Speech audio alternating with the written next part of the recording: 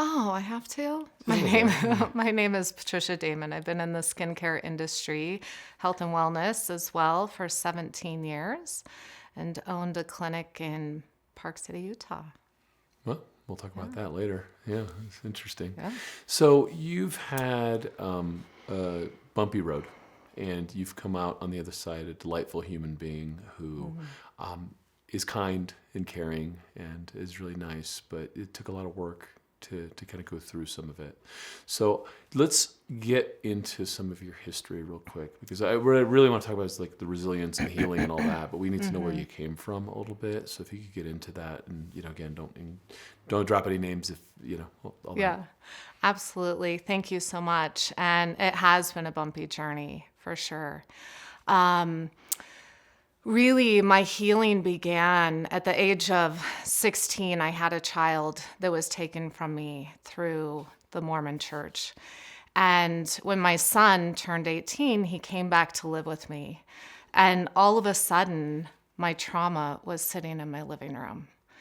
And it was at that time I started having nightmares every night. I didn't understand what was happening. I didn't understand what was coming forth for me. And I thought, on one hand, that I was going crazy. And these behaviors of numbing out, drinking, the occasional pill popping began as the intensity of the memories started coming back. And some of those included being raped, being beaten, being shaken so violently as a baby that I would pass out. And one night, I got down on my hands and knees, and for the first time probably in my life, prayed to God, if I am going crazy, take my life or show me a path to healing. And it was at that time that I started calling trauma centers in LA, and at 2:00 in the morning, someone picked up the phone. And they just so happened to have a bed available. And I'm like, I am coming. I don't know how long. I don't know what's going on with me, but I'm pretty sure I'm going crazy. This can't be real. And so as I got there, I slowly started unpacking the memories of my childhood, the years of abuse that I had disassociated, the years of abuse that I no longer had memories of. And slowly that journey began of unpacking the magnitude of what had happened to me as a child. And after that, I decided I'm going to cut out anything in my life that possibly could affect me emotionally. That was alcohol, caffeine, anything, and just really take the deep dive into my healing.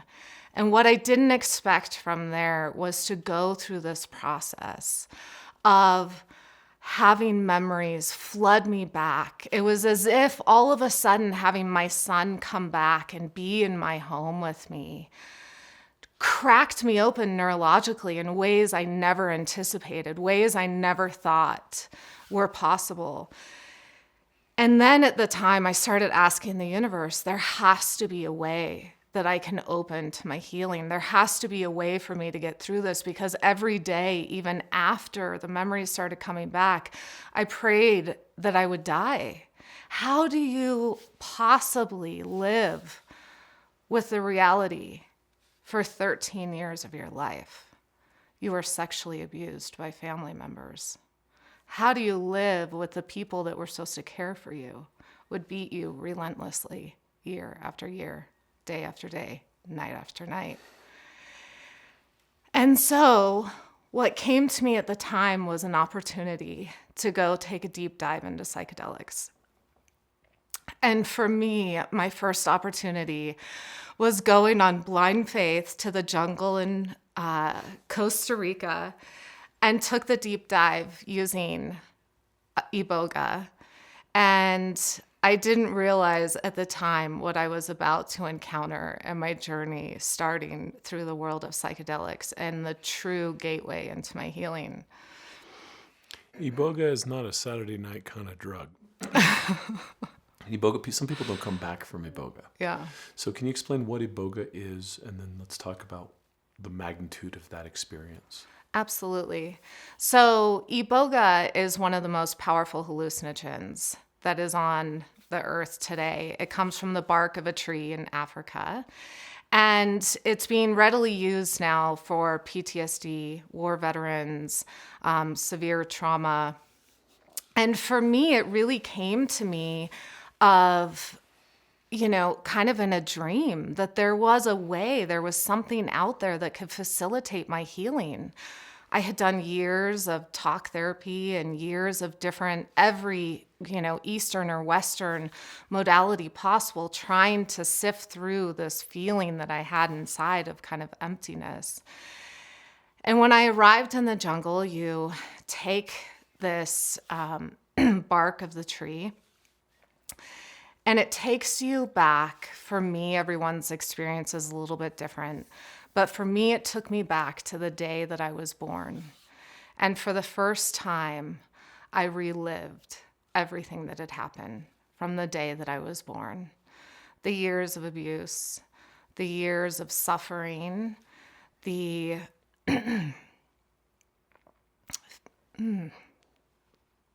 feeling of hollowness, of nothingness, of feeling like you're not enough. For 18 hours, that journey continued, living and recounting all the pieces of my life. And I believe that that journey, for as brutal as it was, I didn't go through it once. We took a day off and went through it again.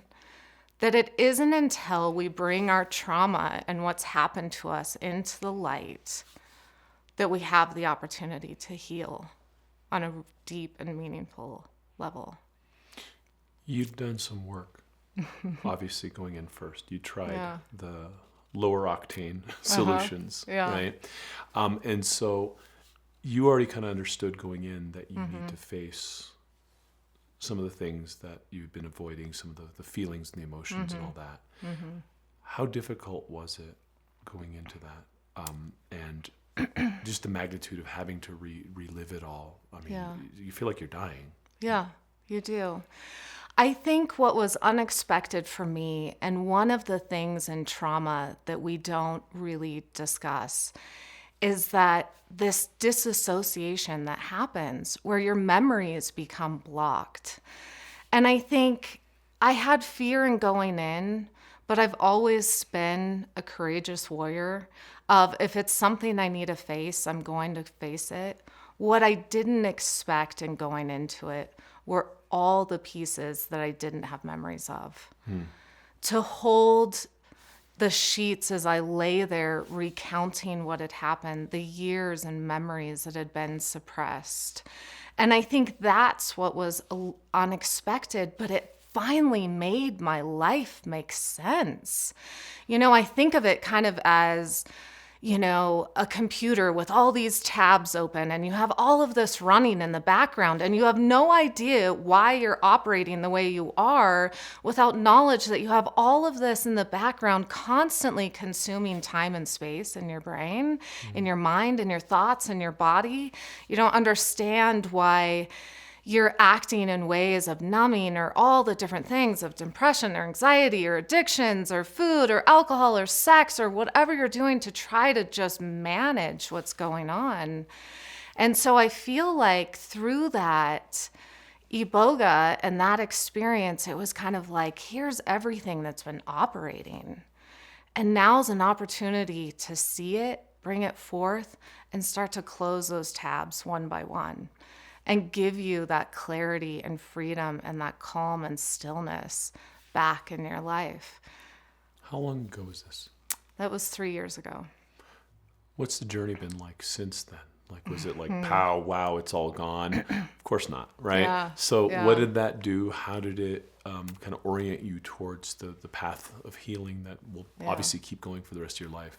It's interesting that you mentioned that, because I think so many people are looking for this, okay, I'm healed, I'm fixed, Hail Mary. right? Like we did it. And gosh, I wish that was my experience with it, of just going in and, hey, instantly I'm healed. And it wasn't. For me, that was the beginning of my healing, truly.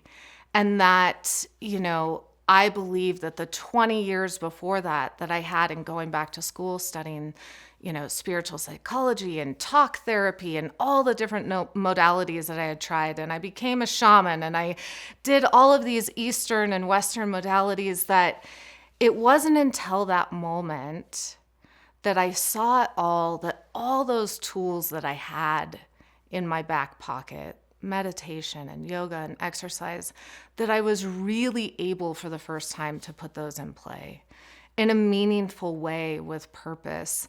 And so after I did Iboga, the journey really began, and it wasn't easy. It was dark and it was heavy.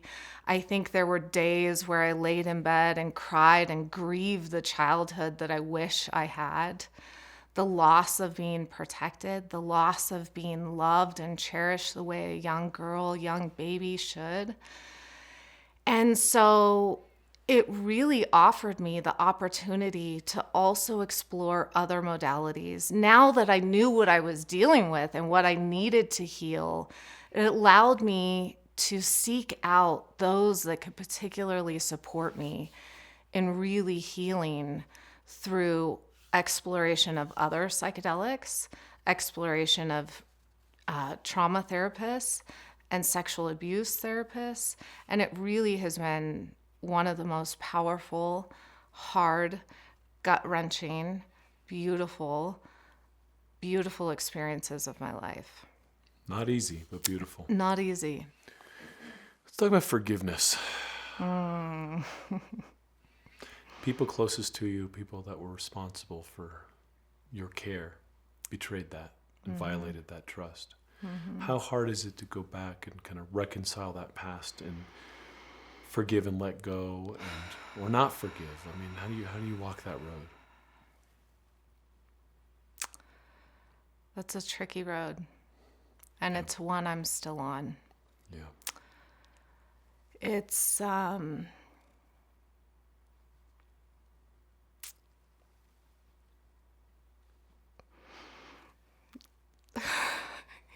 of course, thanks, Pedro.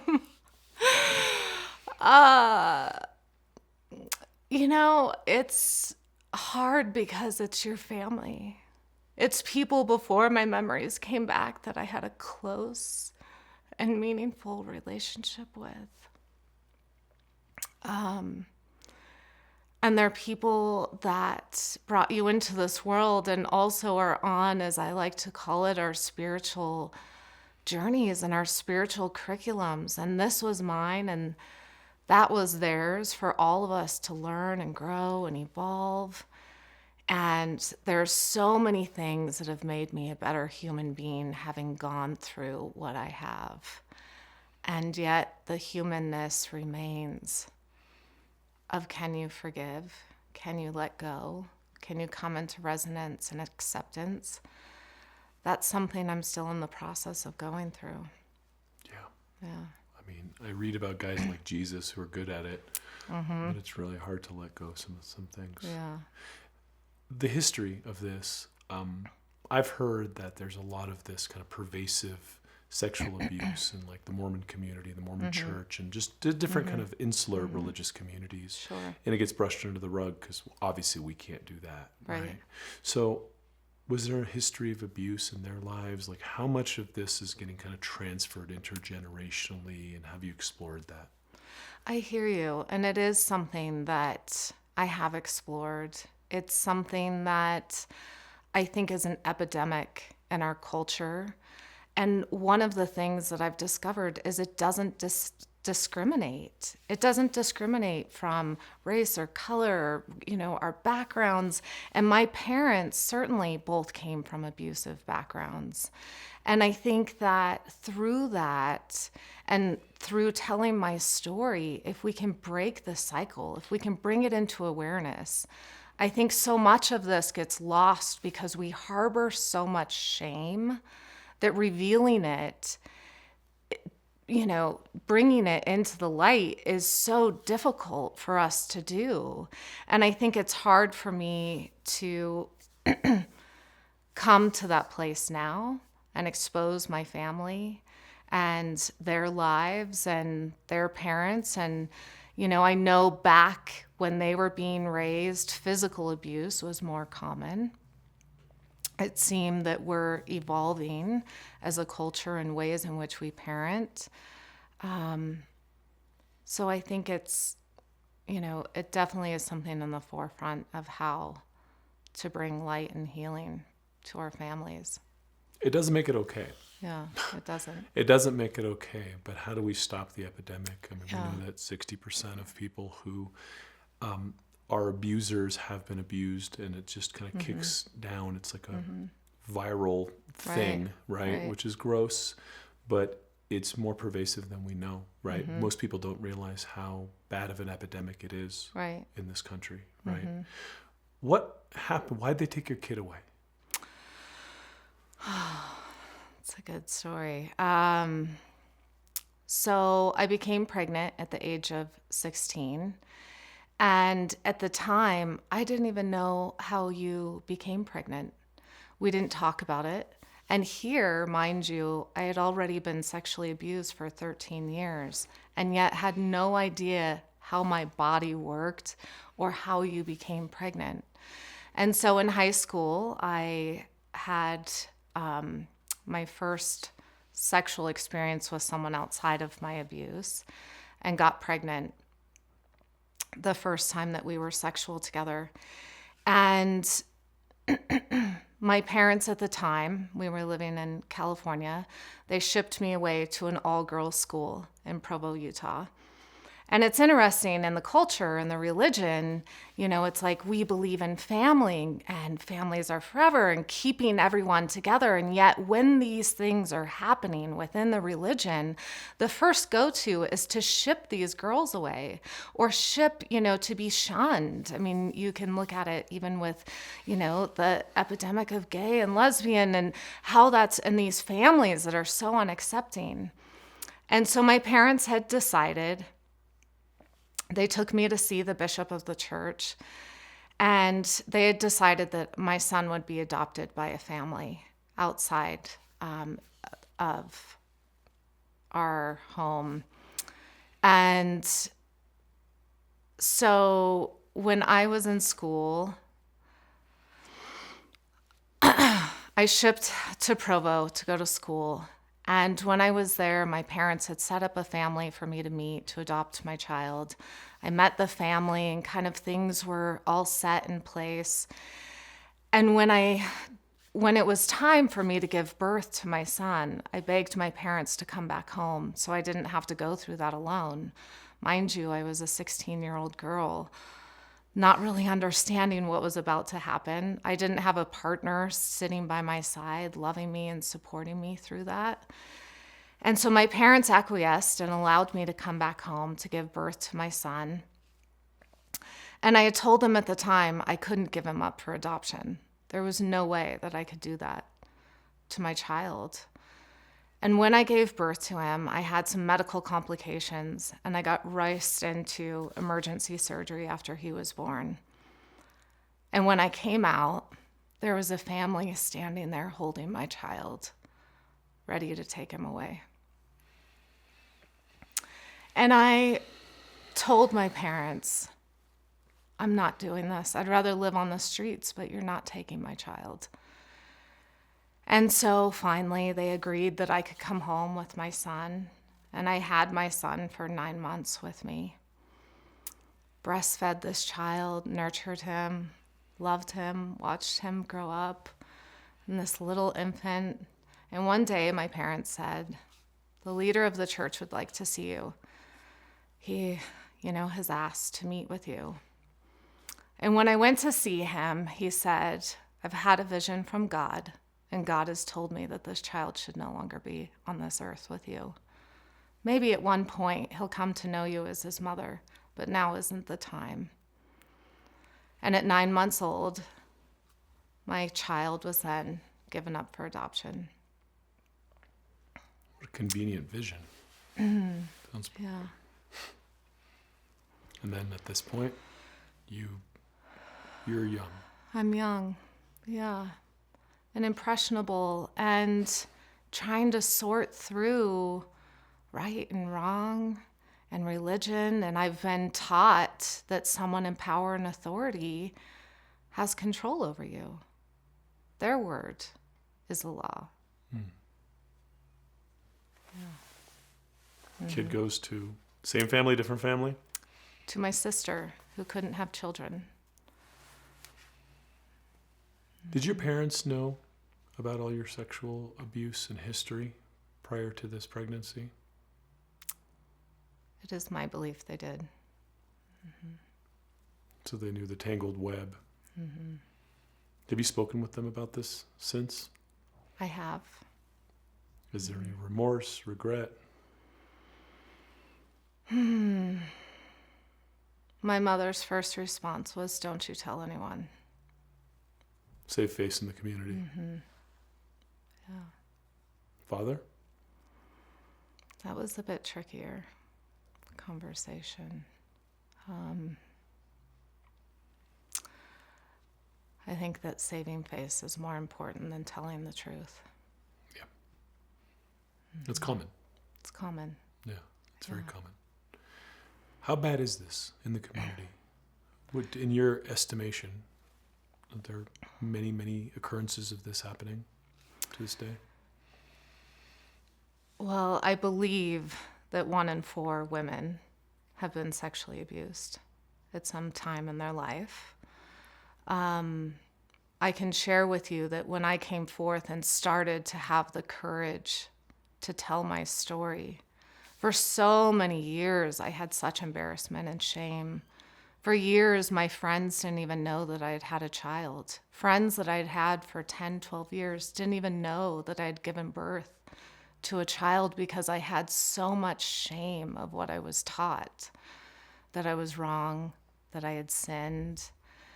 And as I started to use my voice and come forward with my story, the magnitude of women and men sharing that they had been sexually abused, sharing of their physical abuse. And yet, I believe when we start to use our voice and we start to share our story, finally, we give others permission to heal. Did they try to shut you up? The powers that be? It's still a delicate dance right now. Yeah. Yeah, I can only imagine. Yeah. What else helped? Yeah, take a sip.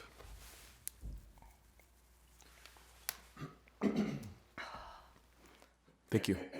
Thank you for sitting here, by the way. Thank you.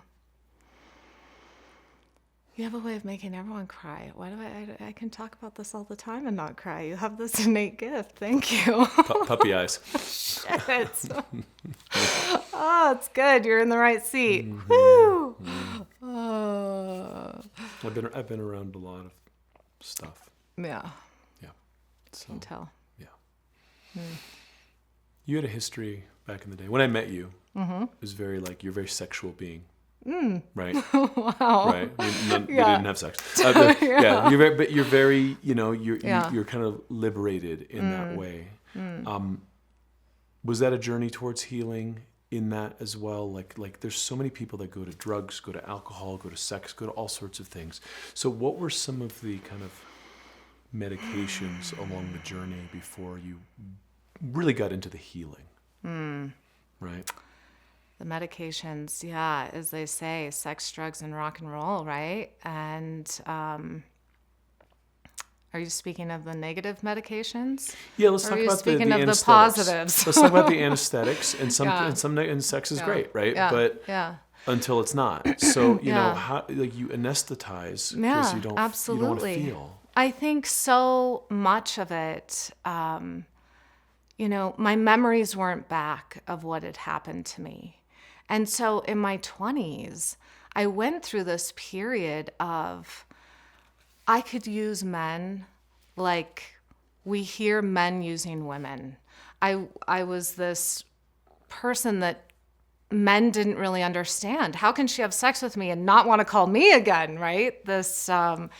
interesting dynamic. And to me, it was so disposable. It was a way to have power. It was a way to control. And I went through years of being promiscuous. I had no attachment to my body. My head was detached from my body. There was no connection at all. And that was something really difficult, to come back home into my body, and the sacredness that resides within us, and how I had never even associated that was possible, or that was something that I was missing, or something that I was abusing. I abused my body the way in which others had abused me without knowledge of it. And that's something through Tantra and breath work and body work that I have been able to come home to this vessel that has been completely foreign to me and detached from. And I think it's such an important part of healing, and being able to integrate the pieces that get shattered and splintered when you go through something as traumatic as I did. And I think, something that I also don't want to dismiss is that in my adult life, I also had this tendency to attract abuse again. When I was 23, I was gang raped by 6 men. And that energy that I brought towards me, because I hadn't healed what had happened to me, and yet I could go through that and almost shrug it off as if that was normal behavior and it was okay. And not understanding how beautiful this is and how sacred it is. And when I finally touched grieving what I had gone through, the things I did to myself, not to mention the things that others did to me, was a hard time. And I think, too, the years of abusing alcohol just to numb, realizing at one point in my life that I had never had sex sober. And when I had that aha of, oh my God, every time before I'm intimate with someone, I have to become numb.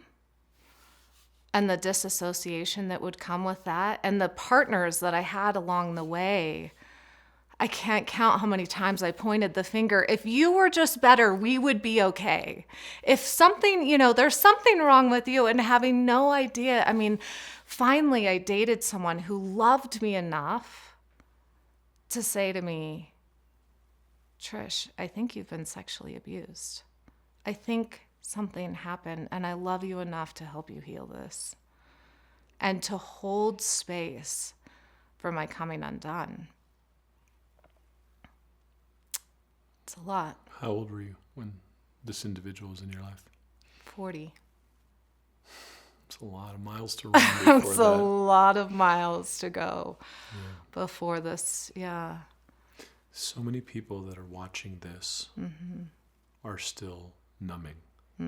Because the magnitude of those painful memories is overwhelming. What would your advice be?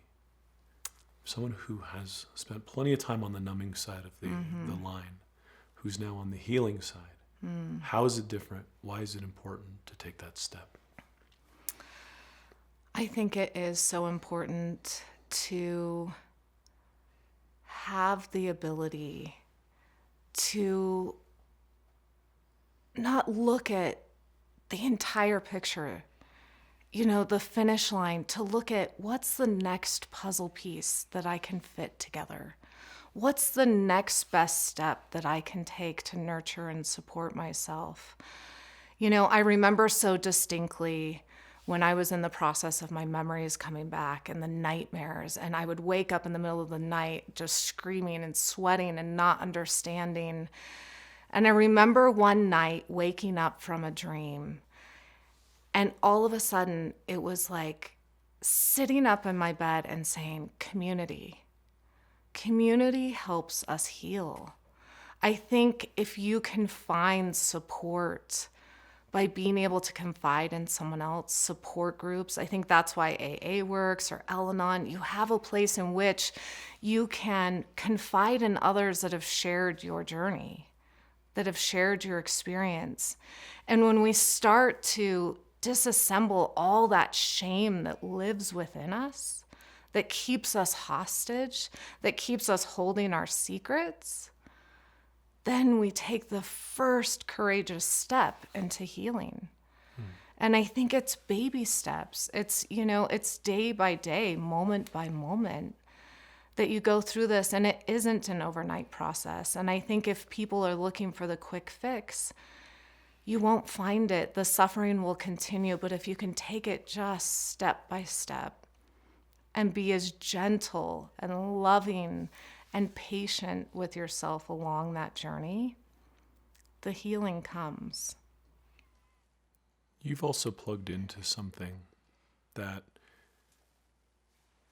is potentially going to help millions of people. You've now gone to school of spiritual psychology. Mm-hmm. You've done your healing. And so you've taken this, you've laid on the sacrificial altar of all this pain, but you're now transmuting it into something that's to help others. Absolutely. Explain why that's important. Thank you for that. In my life, and if I may, I'm going to segue just for a moment. Last year, I lost my sister. She died to an overdose. The one that raised your kid? No. No. My sister just above me in age. She and I endured the same trauma in our childhood. In high school, she too got pregnant, but had an abortion. And her path was through drugs. And she was addicted to drugs and in and out of rehab facilities. And mine was work and perfectionism. If no one could see what happened to me, then I'll be okay. And I remember the day before she died, we had a conversation, and it was the first time she and I ever spoke of our abuse together. It was the first time we ever shared our common secret that we were sexually abused together. It was the first time we ever had that conversation. Our abuse took her life.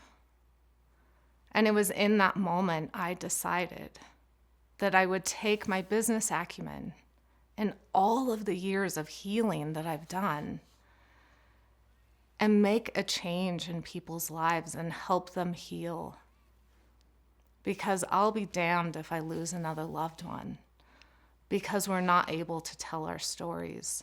Because we're not able to use our voices in a way for good.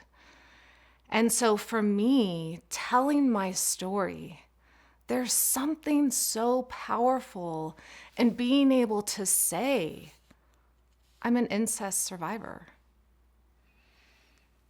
I am a survivor, and I can go from surviving to thriving and truly make a difference.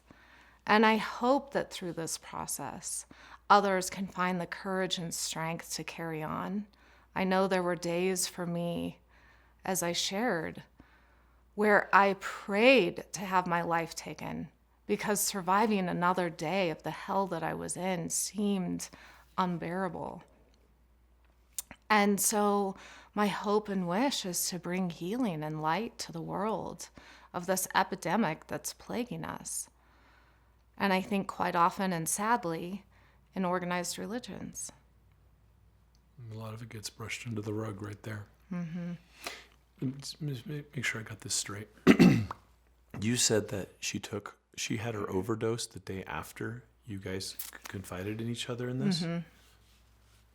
So that was the day you decided to be of service to other people who were abused, and that was the day she was so overwhelmed, she just went over the top and didn't come back. I don't know that she intentionally took her life. She was one that loved life more than anyone I know. She had a light brighter than most There wasn't anyone that met her that didn't love her so unconditionally. There wasn't anyone that she wouldn't meet on the street that she wouldn't give the shirt off her back to or go over and beyond to make you feel special. You know, she was kind of the one in the family. It was as if the pain that inside of her that was haunting her, she made it a point to like take that and tenfold, turn it and transition it into light for others, yet missing the opportunity to ever redirect that at herself. And so the day that we had our first conversation about our abuse, I often wonder what happened for her in finally coming clean. Was it too much? Was it the end of her journey? Was that the clearing she needed? Was it what put her over the edge? I don't know. Those are answers I'll always, or questions that I'll never have answers to. How old was she? She was 42. Suicide. A lot of people consider it. Did you go there? Did you consider it? Because you prayed for something to take your life versus the other side of that, right? Yeah. I did. When my memories of my abuse started coming back, I thought, oh my God, I will never be loved. Who would ever love me? There is no way that I would ever meet someone that could love me through having had this happen. If people know the truth about me, I'm a fraud. I've been found out, you know, what would happen? And I went through that pain and suffering of all the pretty picture that I had painted for myself up until then of being successful and perfect and polished. And, you know, if I hold my fork just right, no one will know. And all of a sudden, that image was shattered. And my only thought was, how do I die? And so day after day, I planned, okay, if I hang myself from this rafter over here and my partner comes home, he won't see me right when he gets there. You know, that'll save him a little bit. Day after day, I planned, how could I die? And not, you know, the day before I went into treatment and I was on my hands and knees praying to God. I had drank, I don't know how many bottles of wine and taken pills. And although my intent at the moment wasn't suicide, unconsciously, I think I was on the verge of it. And I think it's something that we do have to address. I think it's something you look in the state of Utah, the epidemic of antidepressants. What are we all hiding from?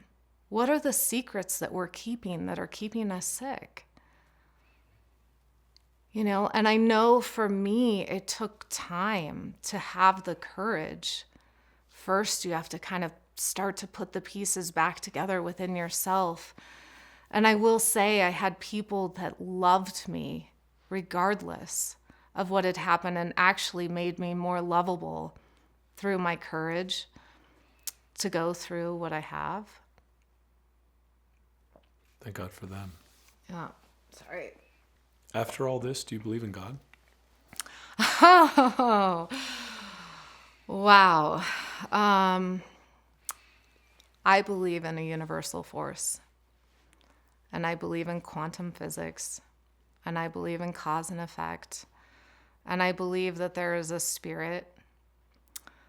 God for me is tricky. You know, the religious undertones of that and the way in which God abused me. Where was my God at that time? Or was that God? Yeah. Where was, you know, as I was being beaten and then put together in my perfect Sunday dress, walking into church on Sunday like everything was okay. God for me is hard.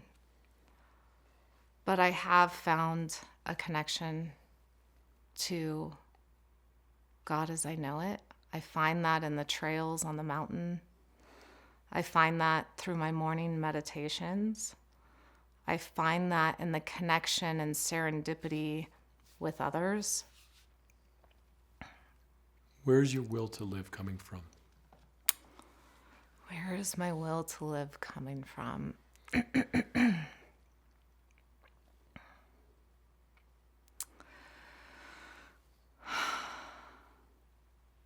I have often thought there is no way I was put on this earth to go through all that I went through if it wasn't for good in the end. And so I've often surrendered of, and I love kind of the saying from Oprah, how will you have me serve? What will you do? How can I be of service? What can I do to give back? And I think that my will comes from this desire of, please let me give back in the world. Let me be of service. Let all the positive things about me and the ways in which I've been able to use my voice in business and the way that I've been able to succeed in other ways, let me transform that into this work and be a voice for those that don't have the courage to yet speak their truth. That's what keeps me alive. Recently I had to have a full hysterectomy. I had to have my ovaries, my uterus removed. And I realized that the trauma of my childhood had stored in my body. The trauma of having my baby, my son, taken from my arms. I took that and inside me started to harbor the trauma, the illness, the sickness. And going through that experience, I believed it was in that moment that if we take all of this on, and if I hold all this in, what's going to happen to my body? It was my wake-up call of the only way to go through this is to get it out. And the more that we can do that, the way that healing can really come to us. And I think that that's my mission in life. What would you say to someone on the other side of this experience who is hearing this and is welling up because they know those memories are there? They're polished. They're playing the game. They're pretending. They've thought about suicide. You're here on the other side of that. What's your message to them? My message is that you can get through this. You can get to the other side of it. And it's not easy. And one thing that I have learned is this ability for radical self-love. And I think if you can find a way within yourself to find your lovability, to find that sweet little girl that just wants to be wrapped in your arms, that to me has been the greatest gift through my healing journey, and just one step at a time. And there's oftentimes now, being on the other side of it, I often think to myself, I can't believe I'm still living. I can't believe I made it through that. I look back and it's like looking at the war of what happened and thinking, oh my gosh, I made it. I made it to the other side, and it is possible. Not only did I just endure sexual abuse, it was physical abuse, it was emotional abuse, it was abandonment and being detached from your child. It was almost as if he died. And I think something that I also want to say is that if someone were watching this, it does not take the magnitude of my trauma to still have negative effects. It can take one account of being sexually abused to have the same fallout that I've had by countless sexual abuse encounters in my life. And so how we process trauma is different for everyone as well, right? I mean, I have been given the gift of resilience. It's my superpower, you know? So thank you for that, because I think that we all have to find that within us, of that next thing that just keeps us tethered to getting to the other side. Someone who's listening to this right now is thinking, oh, well, she's lucky. She was given the superpower of resilience. I don't have that. Ah, It's a muscle. yeah, it's a muscle. I think much like courage. It's a muscle. You know, I once was having a conversation and it's like, what do you do when someone doesn't have courage? Like sometimes they don't even have it. What do you do when, you know, or resilience? I wouldn't have said this a year ago. I say that now, today, being on the other side of it, of, wow, I made it, you know? And that was something that took trying, it took losing relationships, people that I loved. I didn't make it. The relationships didn't survive my battle with trying to figure out my trauma. You know, it was something that really took years of practice Yeah. and ritual and dedication. And I think it's that element of never giving up. Have you learned to love yourself? I think it's always a daily practice. But I can tell you today that the love that I have for myself is like nothing I've ever felt before. And I think we all go through moments where we have good days and bad days and days where we're a little harder on ourselves than others. But I can tell you who I am today is someone who has deep gratitude and love for what she's been through. Yeah, so someone listening to this Yeah. is thinking, Iboga. Yeah. I wrote that down. That's Yeah. my ticket. That's what Yeah. she said. That was the thing that just poof. Yeah. Explain how that was just one friend along this journey, and how there's different stops and different allies and different things that kind of spark the change. And it's not just like, okay, well that's it. That's my miracle cure. Thank you. That's an important point. And I think I kept looking for the silver bullet. Like, what is it that's going to fix me? And this is it, you know, and this one's going to be it. And all the different things that I went through. And I think that it's important that everyone's journey is unique. You know, it's hard for me today to see a lot of the gurus who have the magic answer. If you just do this, you'll be healed. And I think it's important that everyone have a journey of learning how to listen. Listen inside of what's being called. Listen to the signs of what is the next best step for them. That might be talk therapy. It might be equine therapy. It might be, you know, it could be a multitude of things. And I think that there's also something really important is that when I met Iboga or psychedelics or ayahuasca or the other things that I've tried on my healing journey, that met me at the perfect time when I was ready for it. So I think it would be hard to say, go and do this, because who's to say where you are in your journey? Maybe you're not ready. Maybe that muscle of strength isn't strong enough where you'll be supported to go into the deep dive that provided me.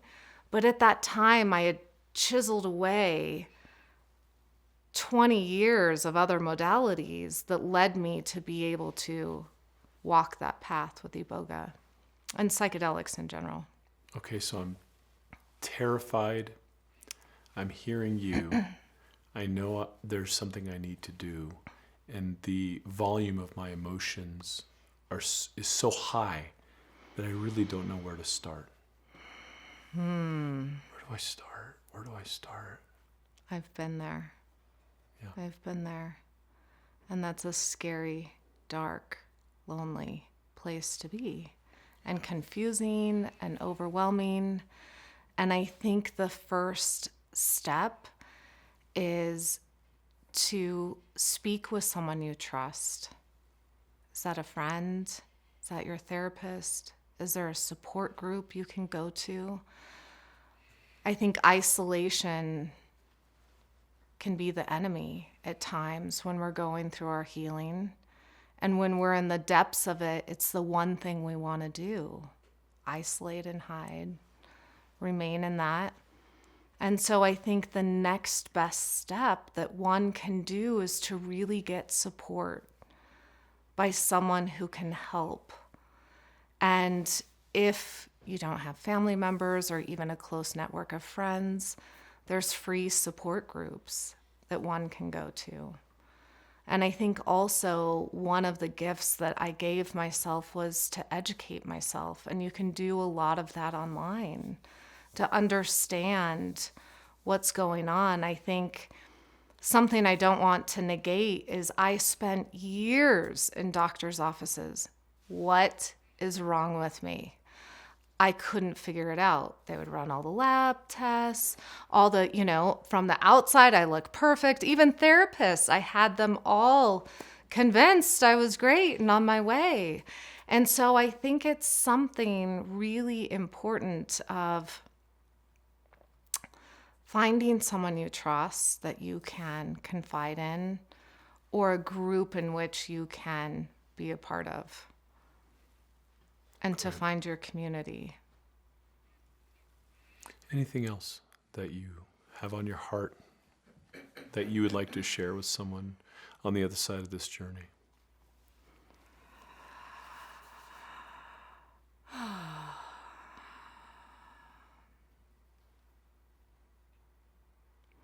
I think there's power in vulnerability.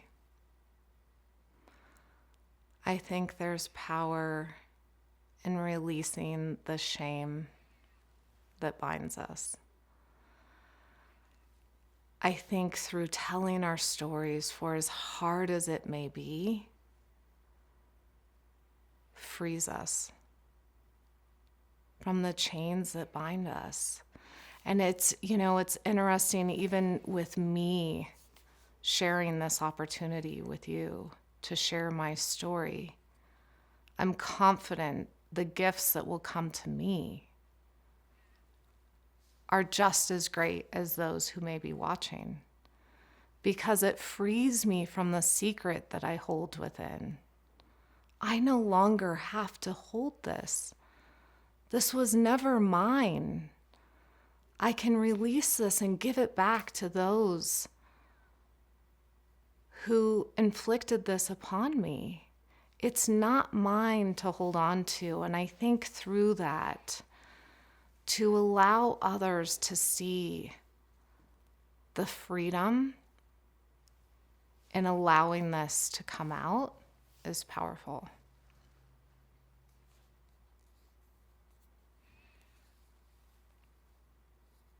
Yes, it is. Mm-hmm. Yes, it is. You've already been beaten. You've been raped. You've been abused. Is there anything you're afraid of? Intimacy, of course. Hello. Oh my God, why do you think I'm still single? Oh, that was the only thing that made me sweat.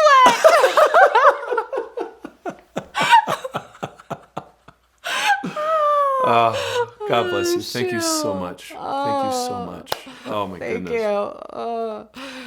So there's so many groups out there. There's so much noise. Mm-hmm. What organizations, what paths have been good for you that you feel comfortable recommending? I had a conversation yesterday with a respected friend, and I was asking her, what is one thing that you found admirable about my journey? Because she's been on it with me. And she said, you've had this innate gift to create a support system around you to walk you on this journey. And in that, I would say a respected therapist that I trust.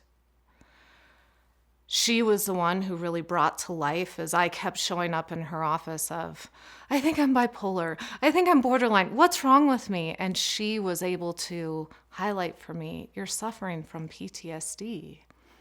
I think having support groups, having friends that you feel you can trust and can confide in.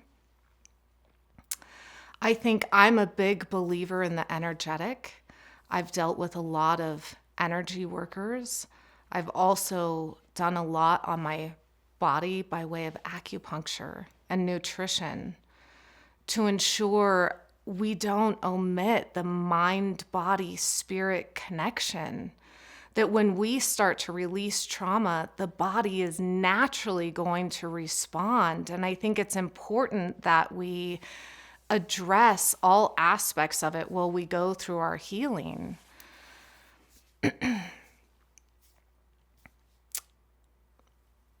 I'm trying to blank, sorry. Groups? Anything? Well, I think, if you're struggling from addiction, alcoholism, there is power in AA and getting support and help. I think when we have addictions that are really running the show, it's hard for us to tackle our trauma. I think it makes it more unmanageable as the emotions are so overwhelming. I think that really, if you're struggling from addiction, it's important to kind of take that by the reins and get that under control so you can start to unpack the trauma in a way that won't require such severe road rash, so to speak. Mm-hmm. And I think that's important. Yeah. We're going to put together a lot of resources and things for people coming through here. But really, courage, resilience, honesty, right? Yeah. Reconciling your past, all of it. Thank you. I know this wasn't easy to come sit and tell this story. It's very courageous, but you're going to help so many people. Thank you. Yeah, you're going to inspire a lot of people to think through all their facades, all the bullshit. It's a crazy one.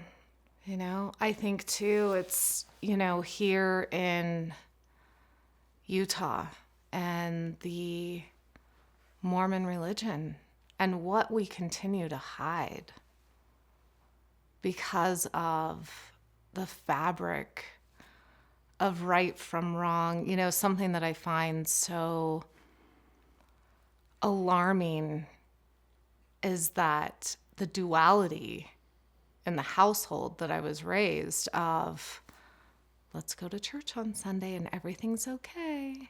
And yet the severity of the abuse that I would endure when I went home.